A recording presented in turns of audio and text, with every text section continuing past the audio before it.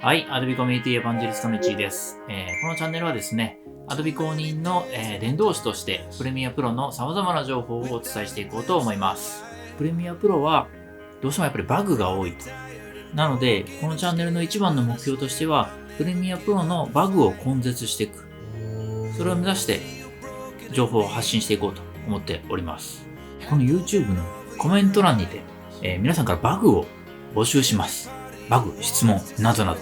もちろん全てに答えられるわけではないですけど、多様さがわかるものは可能な限り、このチャンネルで発信して共有していけたらなと思っております。なわけで、よろしければ、チャンネル登録、高評価、コメント欄にバグや質問などを書いていただけたらと思っております。よろしくお願いします。